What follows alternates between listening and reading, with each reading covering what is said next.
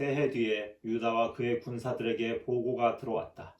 셀레우코스의 아들 데메트리오스가 강력한 군대와 함대를 이끌고 트리폴리스 항구로 들어와 안티오코스와 그의 후견인 리시아스를 살해하고 그 나라를 차지하였다는 것이다. 그때 알키모스라는 자가 있었는데 전에 대사제로 있으면서 항쟁이 일어났을 적에 스스로 자신을 부정하게 만든 자다. 그는 어떠한 일을 하여도 구제되거나 다시 거룩한 제단에 접근할 수 없음을 깨닫고 151년경에 데메트리오스 임금에게 가서 금관과 야자나무 가지 또 거기에다 관례적으로 성전에 봉헌하는 올리브나무 가지를 바쳤다. 그리고 그날은 아무 말도 하지 않았다.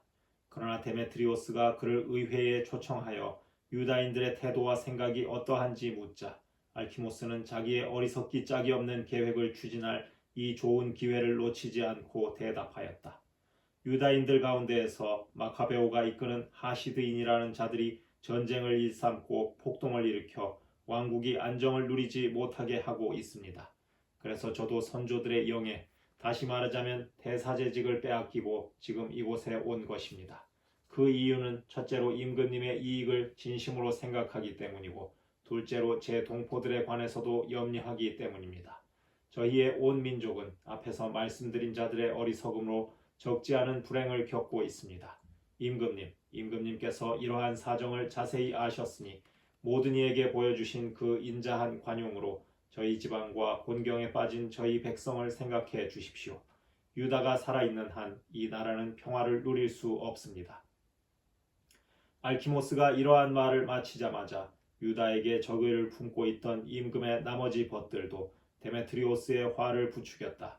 데메트리오스는 곧바로 코끼리 부대의 장수 니카노르를 유다 지방 총독으로 임명하여 파견하면서 유다를 살해하고 그의 부하들을 해산시킨 다음 알키모스를 그 대성전의 대사제로 세우라는 명령을 내렸다.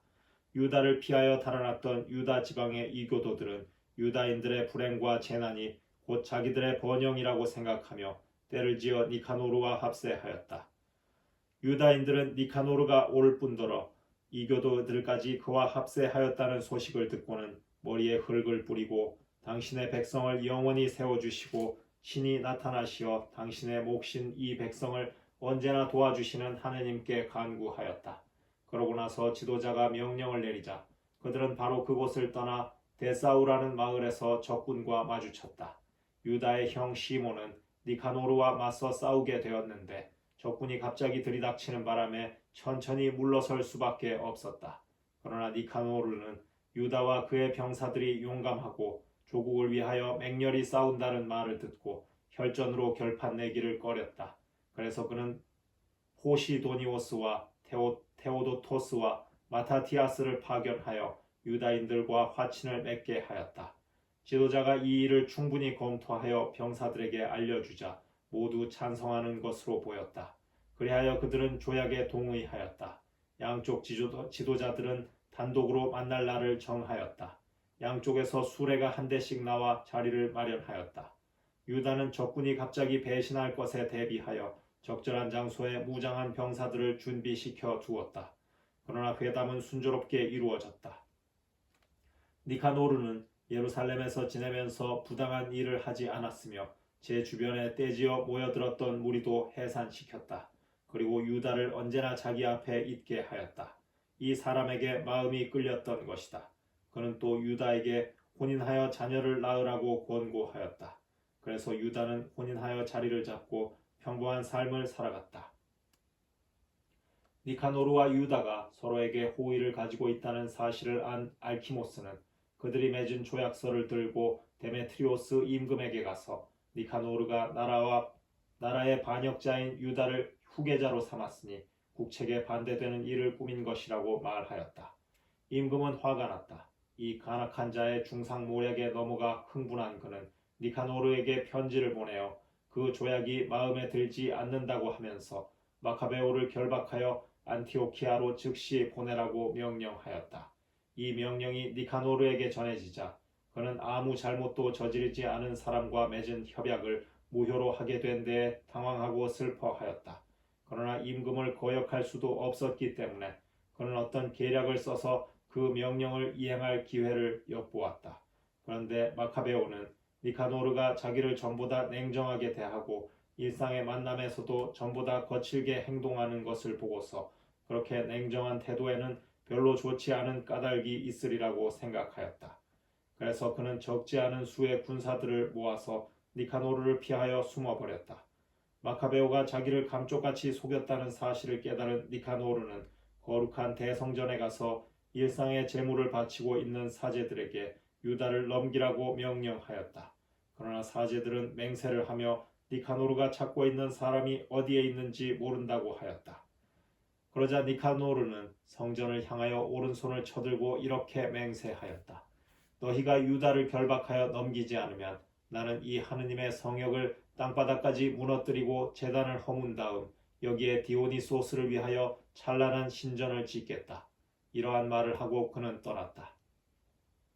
그러자 사제들은 하늘을 향하여 두 손을 쳐들고 우리 민족의 항구하신 보호자께 탄원하였다.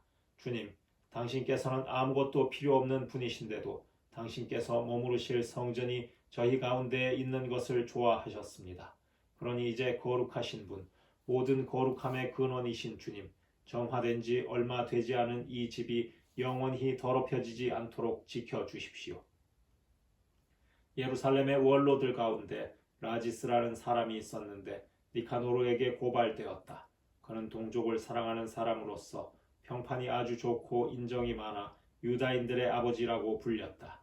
전에 항쟁이 일어났을 때 그는 유다교를 고수한다는 고발을 당하였다. 그는 신변과 생명의 위험을 무릅쓰고 유다교의 모든 열성을 바쳤던 것이다. 니카노르는 유다인들에 대한 적개심을 분명히 보여주려고 500명이 넘는 군사를 보내어 그를 체포하게 하였다. 그를 체포하면 유다인들이 타격을 받으리라고 생각하였던 것이다. 탑을 막 점령하려고 할 즈음 병사들은 안뜰문을 밀치면서 불을 가져다가 그 집 문들을 태워버리라고 소리쳤다. 이렇게 사방으로 포위당하자 라지스는 자기 칼 위로 엎어졌다. 악한들의 손에 넘어가 자기의 고귀한 혈통에 합당하지 않은 지옥을 당하느니 차라리 고귀하게 죽으려는 것이었다. 그러나 라지스는 전투의 열기 때문에 급소를 맞추지 못하였다. 그때 여러 문에서 군사들이 밀려들자 그는 용감히 벽으로 뛰어 올라가 군사들 위로 대담하게 몸을 던졌다. 그들이 재빨리 물러서는 바람에 공간이 생겨 라지스는 그 빈자리 한복판에 떨어졌다. 그런데도 죽지 않고 분노로 불타서 몸을 일으켰다. 피가 솟아나고 상처가 심한데도 군사들을 해치고 달려가 가파른 바위 위에 올라섰다. 그리고 피가 다 쏟아지자 자기 창자를 뽑아내어 양손에 움켜쥐고 군사들에게 내던지며 생명과 목숨의 주인이신 분께 그것을 돌려주십사고 탄원하였다. 그는 이렇게 죽어갔다.